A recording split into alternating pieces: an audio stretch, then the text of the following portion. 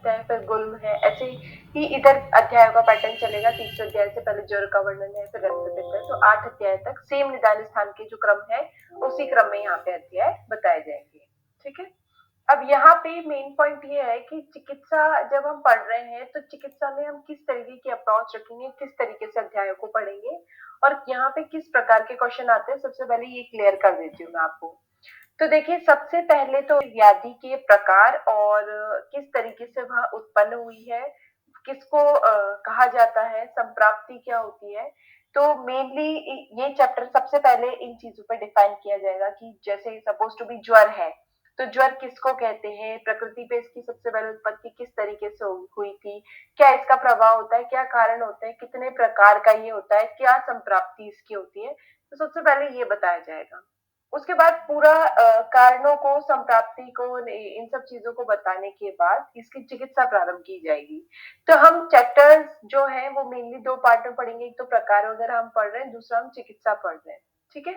अब प्रकार और चिकित्सा में मेनली आपको चिकित्सा सिद्धांत जब बताए जाएंगे तो कुछ कुछ तो एक होता है यूनिवर्सल चिकित्सा सिद्धांत, जैसे ज्वर का केस है तो उसमें लंघन जो है वो चिकित्सा सिद्धांत एक तरीके का होता है, तो वो सब पे लागू होता है। और एक होता है पर्टिकुलर कंडीशंस पे, तो क्वेश्चंस आते हैं एक तो यूनिवर्सल पे और एक डिफरेंट डिफरेंट कंडीशंस बता दी जाती है कि इसमें आप किस तरीके से चिकित्सा करेंगे उसके ऊपर। तीसरी चीज आती है योग। तो जो योग जिस रोगाधिकार में, मतलब जिस चिकित्सा के लिए वर्णित किए गए हैं, वो पूछा जाता है कि ये जो योग है ये चरक के अंतर्गत किस चिकित्सा में वर्णित है, षटपल ग्रत हुआ, वासा ग्रत हुआ, ये किस में वर्णित है। तो यहाँ पे जो चैप्टर्स के लिए आपको अप्रोच है वो इस तरीके की होनी चाहिए कि इस तरीके के जो क्वेश्चंस आपको मैंने जो बताए ये वो आप क्लियर कर सके। ठीक है। अब हम स्टार्ट करते हैं ऐसी तरीके से। थर्ड जो अध्याय है ज्वर चिकित्सा, वो यहाँ से। अब ये अध्याय बहुत लेंदी है, 343 के करीब इसके अंदर श्लोक है, तो काफी बड़ा चैप्टर है, इसलिए इसके लेक्चर्स में भी लेंथ वाइज काफी बड़े हो सकते हैं, लेकिन ज्वर को पढ़ना नेसेसरी है, इसमें से क्वेश्चन एक ना एक जरूर आता है।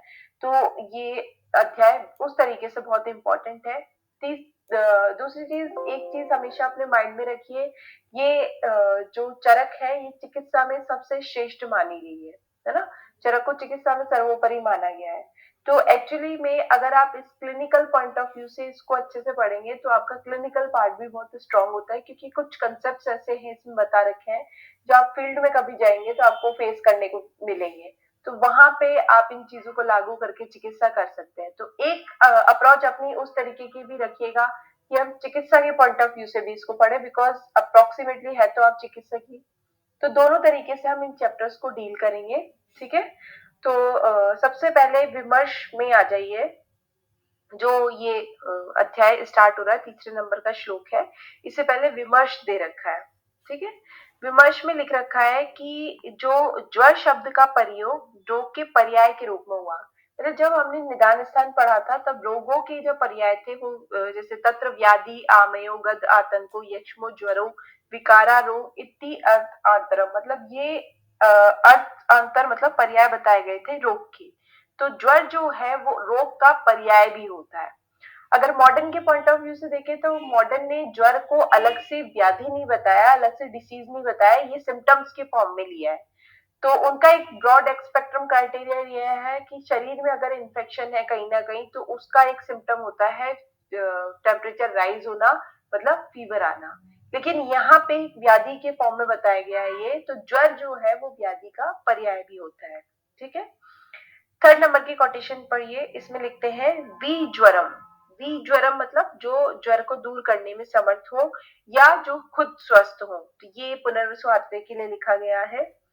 ज्वर संदेहम परिपृच्छत पुनर्वसुम विविक्ते शांतम आसीन अग्निवेश कृतांजलि, मतलब शांतम आसीन मतलब एकांत में बैठे हुए जो गुरु थे, विज्वर मतलब जो पुनर्वसु आत्रे थे, उनके सामने अग्निवेश ने हाथ जोड़कर ज्वर संबंधी संदेहों को पूछा।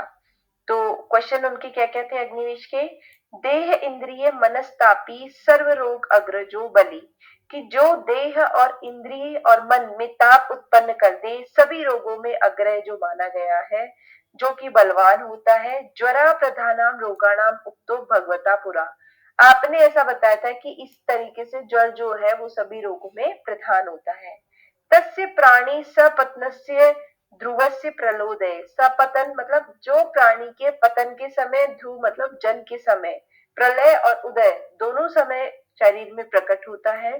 प्रकृतिम च प्रवृत्तिम च प्रभाव कारणानि च। उस ज्वर की प्रकृति क्या होती है, प्रवृत्ति क्या होती है, प्रभाव क्या होते हैं, कारण क्या होते हैं, इस तरीके से कुल मिला के 28 प्रश्न ज्वर के ऊपर अग्निवेश ने पुनर्वसु आत्रे से किए। तो ये जो पूरा चैप्टर है इन 28 प्रश्नों के आंसर देने में जाएगा। ठीक है, तो ये कोटेशन ध्यान रखना, इसका रेफरेंस पूछा जाता है। देह इंद्रिय मनस्तापी सर्व रोग अग्रजो बली, ये किसके लिए आया है, ये ज्वर के लिए बताया गया है। ठीक है, फिर इसके बाद आगे बढ़ते हैं हम। तो फिर पुनर्वसु आत्रेय उनकी वचनों को सुनकर बोलते हैं कि अब मैं एक एक का आंसर आपको देता हूँ, तो वो सुनो। तो 11वां देखो आप, तो जरो विकारो रोगश्च व्याधि आतंक एवचे एकार्थो नाम पर्याय विधि अभिधीयते। मतलब ज्वर जो है उसका जो पर्याय है वो विकार, रोग, व्याधि, आतंक इत्यादि है। तो ये ज्वर के पर्याय उन्होंने बता दिए। ठीक है, इसके बाद नेक्स्ट आते हैं ज्वर की प्रकृति क्या है। प्रकृति का मतलब है कि किन कारणों से शरीर में प्रकट होता है। तो तस्य प्रकृति उद्दिष्टा दोषा शारीर मानसा। मतलब ज्वर की जो प्रकृति है वो दो प्रकार की होती है, एक तो शारीरिक और एक मानसिक दोष। मतलब कुछ तो शारीरिक दोषों के कारण प्रकट होता है ज्वर, कुछ मानसिक दोषों के कारण प्रकट होता है। देहिनम न ही निर्दोषम ज्वरम समुपसेवते। मतलब ऐसा कोई प्राणी नहीं है जिनमें कई दोष ना हो और उसको ज्वर प्रकट हो जाए। तो मतलब ज्वर के लिए पीछे जो दो कारण होते हैं, जो दोष कारण होते हैं, वो है शारीरिक और मानसिक। तो प्रकृति कितनी हो गई, दो प्रकार की। अब जैसे कुष्ठ की प्रकृति थी, तो कुष्ठ की प्रकृति 7 थी, जो 7 उनमें विकृति होती है तभी जाके कुष्ठ प्रवृत्त होता है। तो ये चीज यहाँ पे बता रखी है। ठीक है, प्रकृति कितनी होती है। नेक्स्ट इसके बाद होता है ज्वर की स्वभाव रूप प्रकृति। अब स्वभाव रूप प्रकृति का बता रखा है, क्षयस तमो ज्वर पापमा मृत्युश्च ओक्ता यमात्मका। मतलब जर जो है वो क्षय, जो टाइफाइड है या ट्यूबरकुलोसिस उसमें प्रकट होता है, तम इसको कह सकते हो, पापमा इसको कह सकते हो, मृत्यु कह सकते हो, यमात्मक कह सकते हो। पंचत्व प्रत्यय, पंचत्व प्रत्यय मतलब मृत्यु में होने का कारण। क्लिश्यतम सेवन कर्मणा मतलब यह व्यक्ति को अपने अपने कर्म के अनुसार कष्ट पहुंचाने वाला होता है। तो एक तरीके से ये ज्वर के पर्याय ही है, क्षय, पापमा, मृत्यु, यमा, पंचत्व प्रत्यय, क्लिश्यताम स्वेन कर्मणा। ये ध्यान रखना कि अपने अपने कर्म के बल के अनुसार व्यक्ति को कष्ट देने वाला होता है ज्वर। ठीक है, नेक्स्ट इसके बाद कोटेशन नंबर 14। यहाँ पे देखो ज्वर की प्रवृत्ति बता रखी है। ज्वर की प्रवृत्ति मतलब संसार में प्रथम उत्पत्ति ज्वर की कैसे हुई थी वो बताते हैं। प्रवृत्तिस्तु परिग्रहात, मतलब ज्वर की प्रवृत्ति हुई थी परिग्रह। परिग्रह हम अपने धन का संचय करके जो भी अधर्म करते हैं वो परिग्रह कहलाता है। तो इस तरीके से ज्वर की प्रवृत्ति संसार में हुई। फिर बताते हैं निदाने पूर्वम उद्दिष्टा रुद्र कोपाच्य दारुणात। और जैसा कि निदान में उत्पत्ति ज्वर की कैसे हुई थी वो बताते हैं। प्रवृत्तिस्तु परिग्रहात, मतलब ज्वर की प्रवृत्ति हुई थी परिग्रह। परिग्रह हम अपने धन का संचय करके जो भी अधर्म करते हैं वो परिग्रह कहलाता है। तो इस तरीके से ज्वर की प्रवृत्ति संसार में हुई। फिर बताते हैं निदाने पूर्वम उद्दिष्टा रुद्र कोपाच्य दारुणात। और जैसा कि निदान में कहा गया है कि रुद्र के भयंकर कोप से ज्वर की प्रवृत्ति हुई थी, कि वो जो दक्ष प्रजापति ने यज्ञ किया फिर उनमें रुद्र की आहुतियां उन्होंने नहीं पढ़ी, तो इस तरीके से रुद्र के कोप के कारण ज्वर की उत्पत्ति हुई, ऐसा उन्होंने निदान स्थान में कहा था। और परिग्रह भी ज्वर की प्रवृत्ति में एक कारण है। मतलब परिग्रह को आप सन्निकृष्ट कारण मान सकते हो, रुद्र कोप को आप विक प्रकृष्ट कारण मान सकते हो। ये दोनों ज्वर की प्रवृत्ति में कारण है। ठीक है, नेक्स्ट इसके बाद आइए ज्वर विषयक पौराणिक कथा। ये जो 15 कोटेशन से 25 कोटेशन है, यहाँ पे ज्वर के बारे में किस तरीके से ज्वर उत्पन्न हुआ वो बता रखा है। तो देखो सबसे पहले लिखा है द्वितीय ही युगे। द्वितीय युग कौन सा होता है, त्रेता युग। पहला सतयुग फिर त्रेता युग। तो त्रेता युग में ज्वर की उत्पत्ति हुई है, ये तो ये ध्यान रखना। फिर इसमें क्या था कि जब त्रेता युग था तो जो असुर थे वो देवताओं को यज्ञ करने में, ऋषियों को यज्ञ करने में प्रॉब्लम क्रिएट करते थे। तो इसमें क्या होता है कि ना साधु महात्मा इत्यादि ये सब मिलके सोचते हैं कि हम एक यज्ञ करते हैं, फिर उसके अनुसार उसकी मतलब इन राक्षसों का समाधान करेंगे। तो दक्ष प्रजापति ने इस दुविधा के लिए एक यज्ञ किया। ठीक है। फिर यज्ञ जब करते हैं तो शंकर जी की आहुतियां उसमें दी जाती है। तो बाकी देवताओं ने खूब दक्ष प्रजापति को कहा कि आप शंकर जी की आहुतियां दीजिए, तो उन्होंने फिर भी आहुति नहीं दी। ठीक है, ना उनकी ऋचाओं को पढ़ा।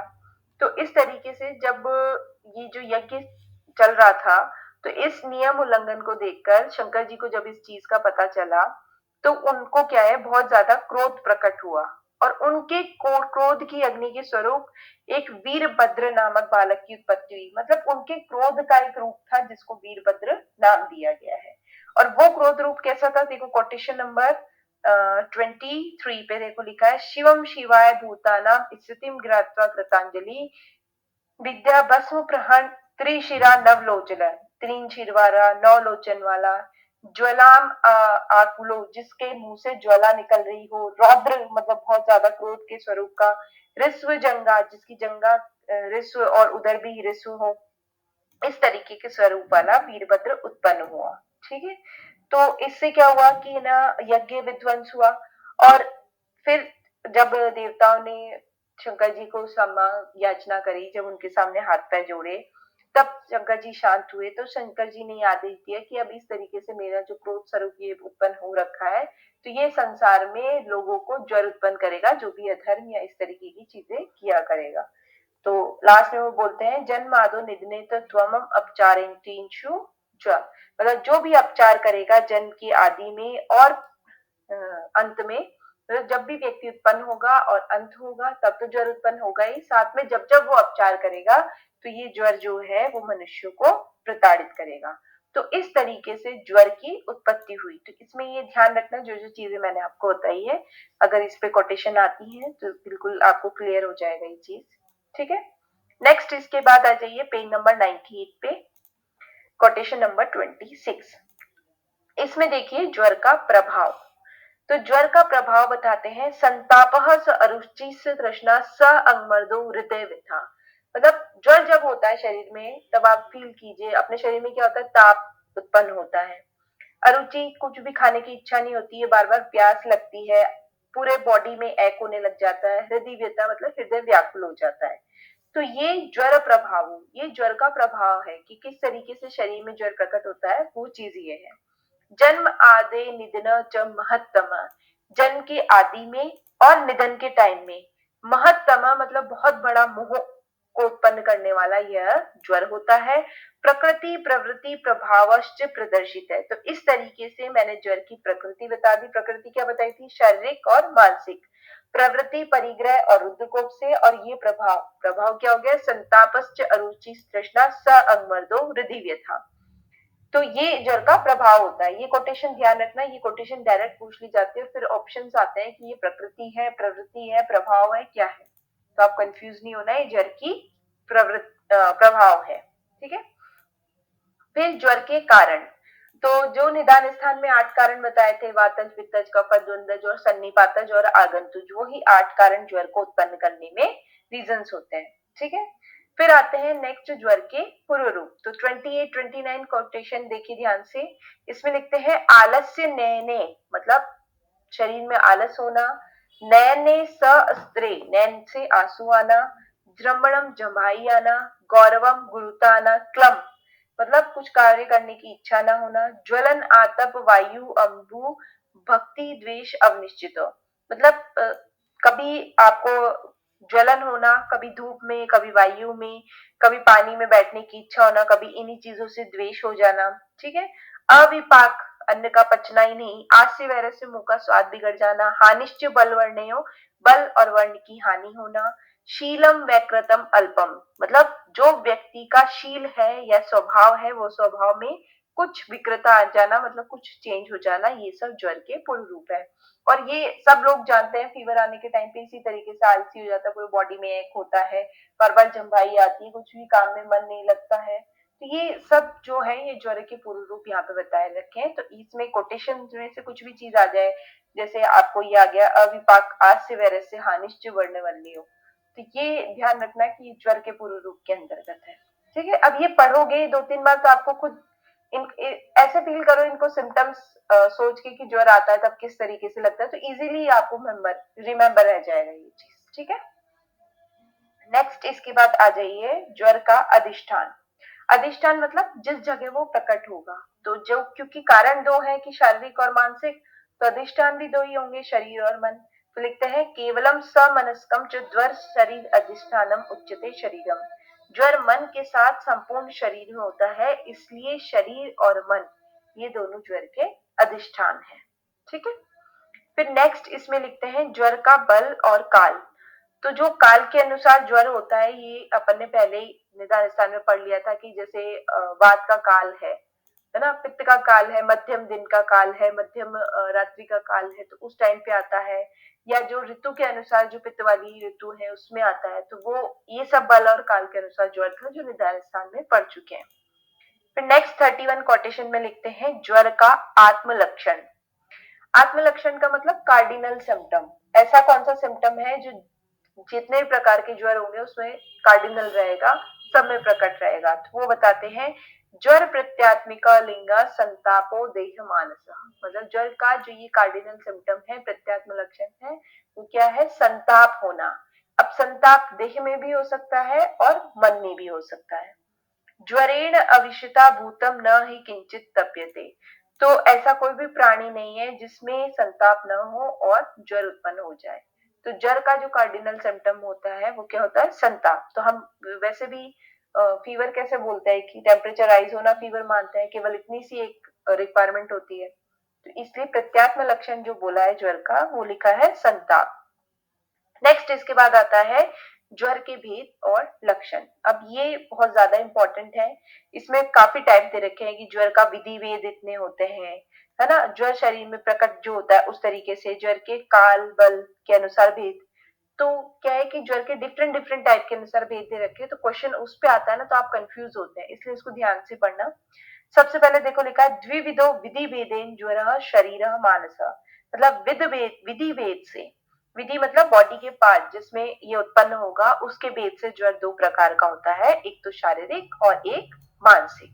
ठीक है, पुनश्च द्विविधो दृष्ट सौम्यश्च आग्नेय। पुनः उसके दो भेद होते हैं, एक तो सौम्य और एक आग्नेय। क्लियर।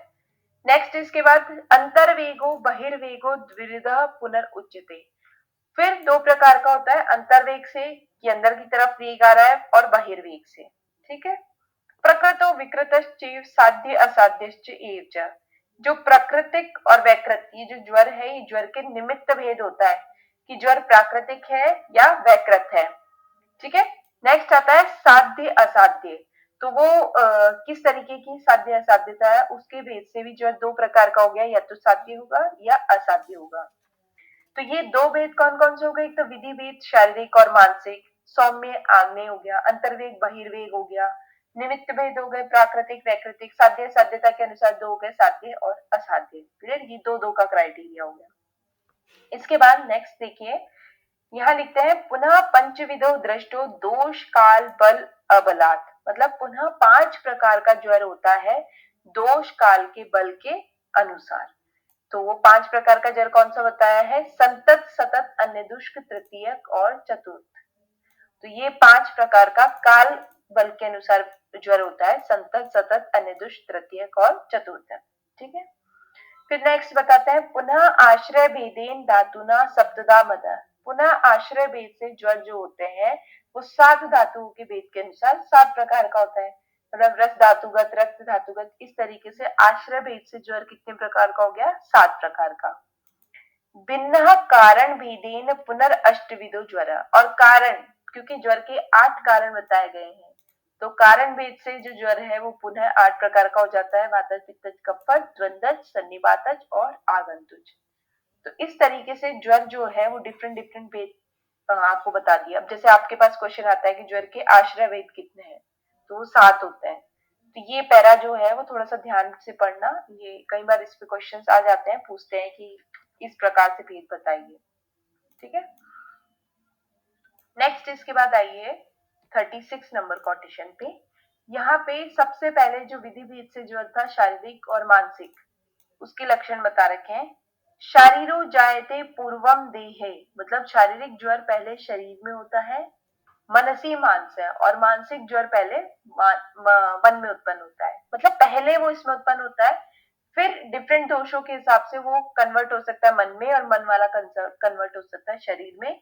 लेकिन चूंकि पहले मन में मानसिक ज्वर उत्पन्न होता है, शारीरिक ज्वर पहले शरीर में उत्पन्न होता है, इसलिए नामकरण दो हिसाब से हो गया। ठीक है, फिर इनके लक्षण बता रखे हैं। वैचित्यम अरति ग्लानि मनस्ताप लक्षणम इंद्रियाणाम च वैकृत्यम गेयम संताप लक्षण। अब मानसिक ज्वर के लक्षण बता रखे हैं कि शरीर में वैचित्य होना, मतलब चित्त का एक जगह न टिकना, अरति होना, ग्लानि होना, और इंद्रियों के अर्थ ग्रहण में विकृति आ जाना, मतलब विषय ग्रहण न करना, ये सब मनस्ताप, मानसिक संताप के या मानसिक ज्वर के लक्षण होते हैं। ये इंपॉर्टेंट है, वैचित्यम अरति ग्लानि गेयम डैश लक्षणम, ये पूछा जाता है, तो ये मानसिक ताप के लक्षण है। ठीक है, नेक्स्ट इसके बाद देखिए सौम्य और आग्नेय ज्वर। तो जो वात पित्त कफ तीन दोष होते हैं, इसमें से वात को अगर हम कॉमन ले लें तो पित्त वाला जो ज्वर होगा वो उष्ण समुद्र आग्नेय मान लिया जाएगा, और जो कफ वाला होगा वो शीत समुद्र मतलब सौम्य मान लिया जाएगा। तो वो बता रहे हैं 37 कोटेशन में, यहाँ लिखते हैं आचार्य, वात पित्तात्मक शीतम, मतलब जो ज्वर वात और पित्त से उत्पन्न होता है उसमें शीत की अभिलाषा होती है, मतलब शीत खाने की इच्छा होती है, क्योंकि पित्त उष्ण है तो उल्टा खाने की इच्छा होगी, मतलब शीत की अभिलाषा होगी। फिर उष्णम वात कफात्मक, और जो वात कफात्मक ज्वर होता है उसमें उष्ण खाने की इच्छा होगी। तो इस दोनों में मैंने वायु को तो कॉमन बता दिया आपको कि वायु तो योग वायु, उसको कॉमन ले लिया है। तो पित्त आया उष्ण है तो शीत खाने की इच्छा होगी, कफ आया शीत है तो उष्ण खाने की इच्छा होगी। तो इस कारण से ये जो ज्वर है ये दो प्रकार का होता है, शीत और उष्ण सम्मुत, इन दोनों को इच्छा के कारण सौम्य और आग्नेय इसके नाम दे दिए। अब आगे उन्होंने क्लैरिफिकेशन दिया है कि वात को योग वायु क्यों लिया। तो 38 नंबर कोटेशन में लिखते हैं, योग वाह परम वायु संयोगात उभय आर्थकम, मतलब वायु जो है वो योग वायु होती है, ये हम जानते हैं, ये संयोग से उभय अर्थकारी होती है, मतलब अगर पित्त से संयोग कर लेती है तो उष्ण खाने की इच्छा ना होकर शीत खाने की इच्छा होती है, और कफ से कर लेती है तो शीत खाने की उष्ण खाने की इच्छा होती है। दाह कृतम तेजसा युक्तम, मतलब दाह करने वाली होती है तेजस, मतलब पित्त के साथ युक्त होकर, शीत कृतम सोम संशय, और शीत करने वाली होती है कफ के साथ युक्त होकर। इसलिए वायु का अलग से इंडिकेशन नहीं दिया है, सौम्य और आग्नेय भेद से दो प्रकार के ज्वर बता दिए हैं। क्लियर। नेक्स्ट जो बताया था अंतर्वेग बहिर्वेग ज्वर, उसके बारे में बताते हैं। तो अंतर्वेग ज्वर के लिए लिखते हैं, अंतरदाहो अधिकृत तृष्णा, मतलब अंदर की तरफ दाह होना, तृष्णा की अधिकता होना, प्रलाप श्वसनम भ्रमा, प्रलाप होना मतलब बहुत ज्यादा अनर्गल बातें बोलना, श्वसन होना श्वास की वृद्धि होना, चक्कर आना, संधि अस्थि शूलम अस्वेदो, संधि अस्थियों में शूल होना, और अस्वेदो स्वेद का न आना। ये बहुत इंपॉर्टेंट है, अंतर्वेग ज्वर में अस्वेदो लिखा हुआ है। ठीक है, दोष वर्चो विनिग्रह, दोष और वर्च का न निकलना, ये सब अंतर्वेग ज्वर के लक्षण है। अब एक चीज क्लियर रखना, अंतर्वेग ज्वर में ज्वर जो है वो अंदर की तरफ है, बाहर की तरफ उसके लक्षण प्रकट नहीं हो रहे हैं, अंदर की तरफ उसमें दाह हो रहा है, जो दोष और मल है वो अंदर की तरफ ही रुका हुआ है, जो पसीना है वो भी अंदर की तरफ रुका हुआ है। तो इस तरीके के लक्षण क्या है, अंतर्वेग ज्वर के होते हैं। अब जैसे समटाइम ये इस तरीके का फीवर आप डेंगू टाइफाइड एक्सेट्रा को बोल सकते हो, इसमें क्या है कि बहुत ज्यादा हाई ग्रेड का फीवर नहीं आता है। ठीक है, एक नॉर्मल टेम्परेचर को, मतलब एक नॉर्मल से हाई टेम्परेचर को मेंटेन करते हुए फीवर लॉन्ग टर्म तक बना रहता है, तो वो अंतर्वेग ज्वर है। नेक्स्ट इसके बाद आता है बहिर्वेग ज्वर। तो बहिर्वेग ज्वर में बाहर से आपको लक्षण दिखेंगे, जैसे संतापो अभिधिको, इसमें शरीर के बाहर की तरफ ताप अधिक होगा, बाह्य से तृष्णा आदि नाम च मार्दवम, तृष्णा इत्यादि, मृदुता इत्यादि आपको लक्षण दिखाई देंगे। बहिर्वेग से लिंगानी सुख साध्यत्मेव च, और ये ज्वर सुख साध्य होता है क्योंकि आपको लक्षण एक्सटर्नली दिखने हैं और दोष भी बाहर ही स्थित है, उत्तरोत्तर धातुओं में प्रविष्ट नहीं हुए हैं, तो ये कंपैरेटिवली सुख साध्य होता है। अब जैसे ये सपोज टू बी जो वायरल या क्लाइमेटिक चेंज से जो फीवर होता है, तो उसमें हल्की सी ठंड लगती है, आपको बुखार आता है, तो वो इजीली डेंगू टाइफाइड से थोड़ा सा इजी हो जाता है उसको क्लियर करना या उसको टैकल करना, इसलिए इसमें बहिर्वेग ज्वर को क्या बोला गया है, सुख साध्य माना गया है। ठीक है, नेक्स्ट इसके बाद आता है प्राकृत और वैकृत ज्वर। तो प्राकृत ज्वर जैसे जो काल जिस ऋतु में जिस दोष का है उस ऋतु में वही ज्वर प्रकट हो रहा है तो उसको प्राकृत बोलते हैं, और उसके अलावा जो ज्वर होते हैं उसको वैकृत बोलते हैं। अब जैसे जो बोला है मैंने उसको समझो, यहाँ पे लिखते हैं प्राकृत सुख साध्यस्तु। प्राकृत जो ज्वर होता है वो सुख साध्य होता है। कौन कौन सा, बसंत शरद भवा, मतलब लेकिन कौन सा सुख साध्य होता है, एक तो बसंत वाला और एक शरद वाला। मतलब बसंत ऋतु में कफ के कारण जो ज्वर होता है वो प्राकृत ज्वर है, वो सुख साध्य है। शरद ऋतु में पित्त के कारण जो ज्वर होता है वो प्राकृत ज्वर है, वो सुख साध्य है। लेकिन ये चीज वात वाले में नहीं चलती है। वात वाला जो प्राकृत ऋतु में ज्वर है वो विकृत होता है, वो बताएंगे आगे चल के उसके पीछे क्या रीजन है। पर यहाँ पे ये ध्यान रखना कि इसको प्राकृत ज्वर माना गया है क्योंकि ज्वर जो होता है ना उसमें तुल्य दोषत्व से उसकी साध्यता होती है। मतलब तुल्य ऋतु में, जैसे बसंत ऋतु में कफ के ही कारण उत्पन्न ज्वर है तो वो कंपैरेटिवली सुख साध्य होता है, इसलिए इसको प्राकृत माना गया है। ठीक है, नेक्स्ट इसके बाद अब आ जाइए सीधा कोटेशन नंबर 47 पे। ठीक है, अब इसमें प्राकृत ज्वर का उपसंहार इन्होंने बताया है, आदावंते च मध्य च बुद्धवा दोष बला अबलात्। मतलब वसंत ऋतु के आदि में, मध्य में और अंत में दोषों के बल और अबल का विचार करके शरद वसंतयो विद्वात ज्वरस्य प्रतिकारेत, शरद और वसंत ऋतु में ज्वर का प्रतिकार करें। तो एक्चुअली में क्या है कि प्राकृत ज्वर मैंने बताया आपको कि जो वसंत और शरद का जो ज्वर है उसी को माना गया है। तो ये बोल रहे हैं कि दोष का बल अबल देखकर आप इसका प्रतिकार करें। तो एक्चुअली में इनको प्राकृत क्यों माना गया है इसके पीछे एक रीजन बताती हूँ मैं आपको। ज्वर जो है वो अमाशय सम्मुक्त व्याधि है, ठीक है, इसलिए इसमें चिकित्सा सिद्धांत सबसे पहला क्या आता है, लंघन। अब ये ज्वर प्राकृत कैसे हुए या सुख साध्य कैसे हुए, अब आप सपोज टू बी मतलब अज्यूम करिए अगर वसंत ऋतु में कफ के कारण ज्वर उत्पन्न हो रहा है तो वसंत ऋतु कौन सी ऋतु है जिसमें कफ की वृद्धि होती है, और कफ क्या है आपको ट्रीट करना है क्योंकि कफ के कारण ज्वर हो रहा है। फिर ज्वर का चिकित्सा सिद्धांत भी लंघन होता है, और लंघन एक तो ज्वर का भी चिकित्सा सिद्धांत हो गया और कफ को भी वो शमन करेगा, तो आपको पेशेंट को ट्रीट करने में इजी रहेगा। यही चीज सेम पित्त के अंदर केस में भी होती है, लेकिन वात में आप लंघन नहीं करा सकते, इसलिए उसको प्राकृतता की श्रेणी में नहीं रखा। ठीक है, इस कारण से ये जो ज्वर माने गए हैं इनको प्राकृत माना गया है। क्लियर हो गई ये बात। नेक्स्ट इसमें आइए कोटेशन नंबर 49 पे। यहाँ पे देखो प्राकृत ज्वर में अपवाद बता रखा है। अब वो क्यों बता रखा है हम पहले ही बता रखी हूँ आपको। प्रायेण अनिलजो दुख कालेशु अन्वेषु वैकृता, मतलब अपने स्वाभाविक काल में होने वाला वातक ज्वर प्राय कुछ साध्य होता है। वसंत से भिन्न समय में जैसे कफ ज्वर हुआ, वसंत से भिन्न समय में हो रहा है तो दुख साध्य होगा क्योंकि वसंत ऋतु में कफ बढ़ा हुआ है, वो काल भी लंघन को सपोर्ट करेगा, लेकिन उसके अलावा होता है तो फिर दुस्साध्य हो जाएगा। ऐसे ही शरद के अलावा पित्त ज्वर होता है तो दुस्साध्य हो जाएगा। लेकिन प्रावृत में वातज ज्वर, तो प्रावृत में वात बढ़ी हुई ऑलरेडी और उसमें वातज ज्वर हो जाता है, फिर आपको चिकित्सा लंघन करानी है तो वो दुस्साध्य होता है। इस कारण से इनको क्या है प्राकृत ज्वर में अपवाद बताया गया है। क्लियर हो गई ये बात।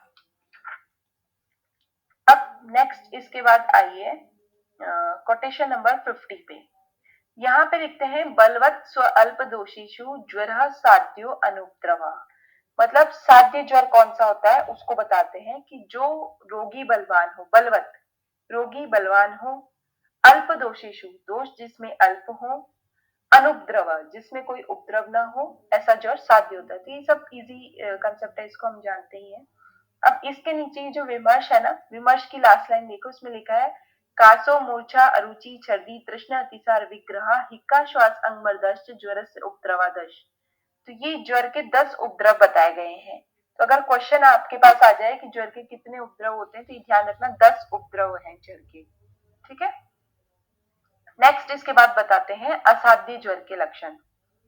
तो असाध्य ज्वर के लिए लिखा है हेतु भी बहुर्भी जातु, अगर ज्वर बहुत सारे हेतु के कारण हो, बली भी बहुलक्षण बलवान दोषों से हो और बहुत से लक्षणों वाला हो, ज्वर प्राण अंतर्गत ऐसा ज्वर प्राणों का अंत करने वाला होता है, शीघ्र इंद्रिय नाशना और शीघ्र ही इंद्रियों का नाश कर देता है। तो ये असाध्य ज्वर के बारे में बताया रखा है। ठीक है, नेक्स्ट इसके बाद 51 कोटेशन में लिखते हैं, सप्ताह द्वादशाद्वा द्वादशाद्वा तथैव च सप्रलापः ब्रह्म श्वासस्य तीक्ष्णो हन्याद ज्वरो नरम।